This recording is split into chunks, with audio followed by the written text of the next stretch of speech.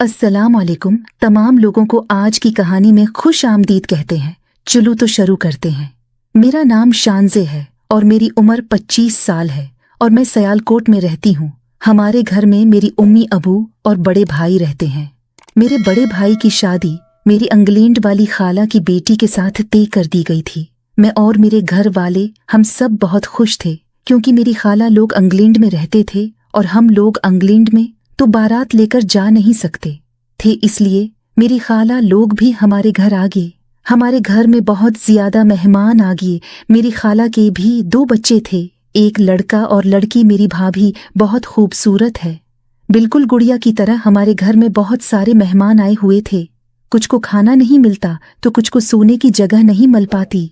शादी को 3 दिन रह गए थे। मैंने और मेरी भाभी के भाई ने सारे मेहमानों को खाना खिलाया। सोने के लिए बिस्तर और चारपाइयाँ पूरी करना बहुत मुश्किल काम था।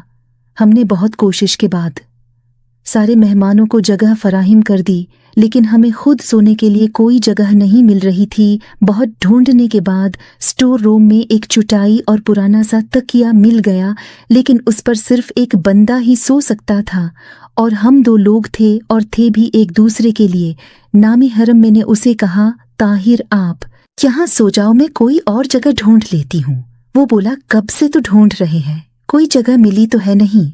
आप इस तरफ मुंह करके सो जाओ और मैं इस तरफ मुंह कर लेता हूँ। मैंने कहा, ठीक है।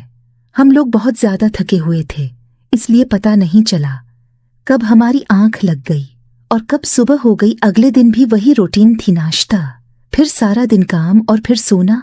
अब हम दोनों को भी एक ठिकाना मिल चुका था।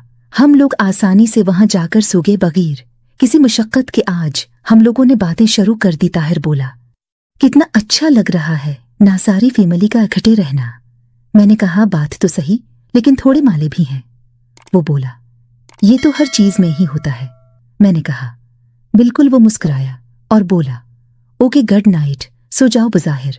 तो हम लोग आंखें बंद करके सो गए थे, लेकिन कुछ देर के बाद मुझे अपने ऊपर ताहिर का बाजू महसूस हुआ। मैं अभी सोई नहीं थी, अभी कुछ वक्त गुजरा था कि उसकी टांग भी मेरे ऊपर आ गई। मैंने उसकी तरफ मड़कर देखा तो वो सो रहा था। मैंने मुंह दूसरी तरफ किया और सोने की कोशिश करने लगी और फिर पता नहीं कब सुबह हो गई। अगले दिन मेरे भाई का निकाह और वलीमा था। सब लोग शादी हाल गए हुए थे। मुझे भाई का कमरा सजाने के लिए घर रुकना था। ताहिर कुछ देर बाद घर आ गया। मैंने पूछा, क्या हुआ? वो बोला, मेरी कुछ तबीयत खराब है।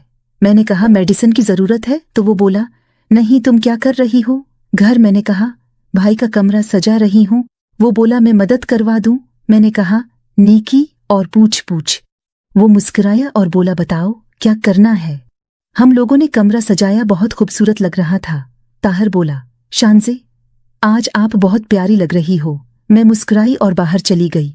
रात को तकरीबन 9 बजे सारे घर वाले घर वापस आए। सब लोग थक हार कर आए थे। हमारे ज्यादातर मेहमान दूसरे कंट्रीज के थे क्योंकि मेरी फप्पू और खाला वगैरह दूसरे मुल्कों में ही रहते हैं। भाई और भाभी अपने कमरे में चले गए। हम लोग फिर से स्टोर रूम में आ गए सोने के लिए। ताहिर बोला, मेरी कुछ तबीयत खराब है, मैं सोने लगा हूँ। मैंने कहा, मैंने कब रोका है?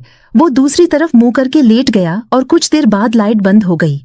जब लाइट वापस आई तो मुझे इस बात का अंदाजा हुआ कि ताहिर नींद में घमता रहता है क्योंकि वो सोया कहाँ था और अब मेरी टांगों वाली साइड पर मुंह करके लेटा हुआ था। खैर, मैंने ताहिर को हिलाना मुनासिब नहीं समझा और आंखें बंद करके नींद का इंतजार करने लगी। कुछ देर में सो गई और तकरीबन 1 बजे चौहे की वजह से मुझे जाग आ गई तो मैंने देखा कि ताहिर का एक बाजू और एक टांग मेरे ऊपर है। वो मुझे तंग करके सो रहा था। मैं खामोशी से लेटी रही। अब करती भी तो क्या करती, लेटे लेटे ना जाने कब नींद आ गई और नींद में मैं ताहिर की तरफ मड़ गई। अब हम लोग ऐसे सो रहे थे जैसे एक दूसरे की बाहों में सो रहे हों। शायद ताहिर जाग रहा था जैसे ही मैंने। हाँ तो दोस्तों, अगर पार्ट 2 देखना चाहते हो तो चैनल को सब्सक्राइब करें। अगर पार्ट 2 देखना चाहते हो तो कमेंट्स भी जरूर करें।